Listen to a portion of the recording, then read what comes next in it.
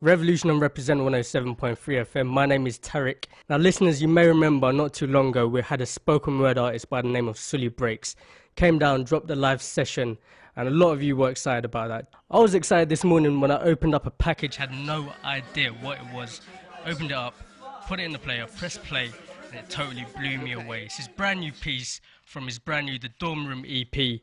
I'm gonna have to let spoken word do what it does best and let it speak for itself. Brand new Sully Breaks.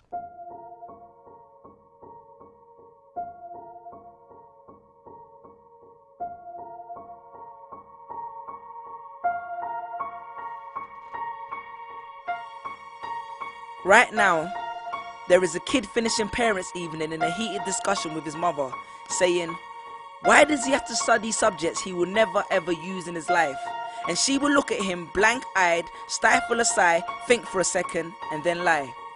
She'll say something along the lines of, you know, to get a good job you need a good degree, and these subjects will help you get a good degree. We never had this opportunity when I was younger. And he will reply, but you were young a long time ago, weren't you, Mum? And she won't respond, although what he implies makes perfect sense, that society's needs would have changed since she was 16. But she will ignore him, grip his hand more sternly, then drag him to the car. But what she doesn't know is that she didn't ignore him just to shut him up. She didn't lie because they were just returning from parents' evening and an argument in the hallway would look bad on her resume. She won't lie because she's just spent the last 1 hour convincing a stern-faced teacher that she will ensure that her child studies more at home. No, she will lie simply because she does not know any better herself.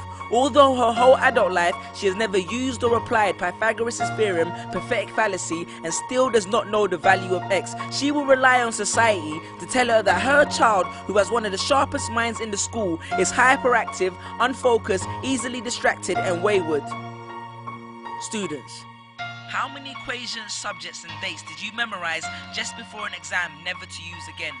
How many A grades did you get which were never asked for when you applied for a job?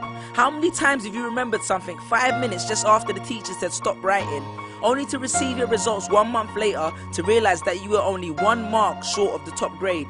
Does that mean remembering 5 minutes earlier would have made you more qualified for a particular job? Well, on the application form it would have. We all have different abilities, thought processes, experiences and genes. So why is a class full of individuals tested by the same means? So does that mean Sherelle thinks she's dumb because she couldn't do a couple of sums? And if this issue is not addressed properly, it then becomes a self-fulfilling prophecy.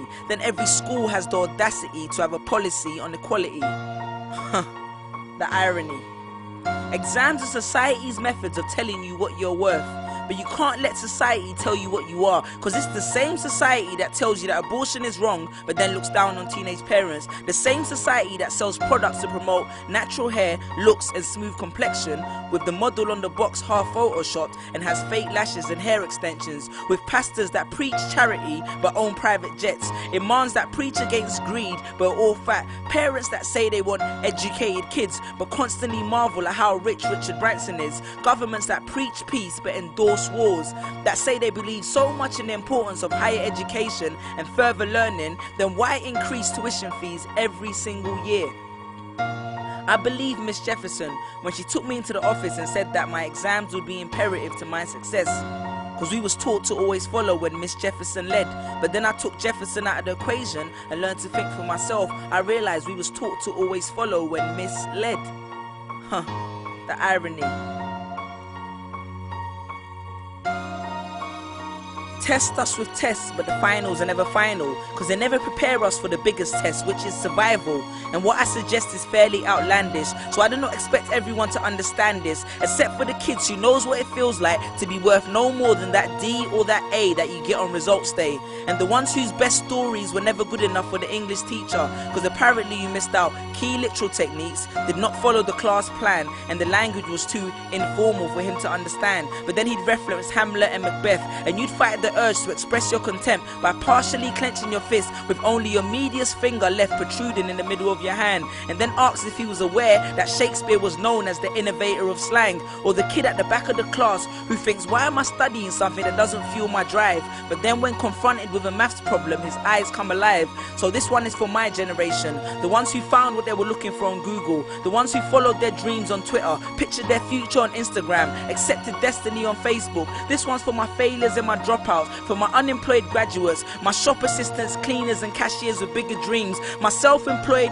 entrepreneurs, my world changers and my dream chasers. Because the purpose of why I hate school but love education was not to initiate a worldwide debate, but to let them know that whether 72 or 88, 44 or 68, we will not let exam results decide our fate. Peace. Just these pictures on my phone, sitting all alone, visualizing home. And all my friends were just these pictures on my phone, pictures on my phone, pictures on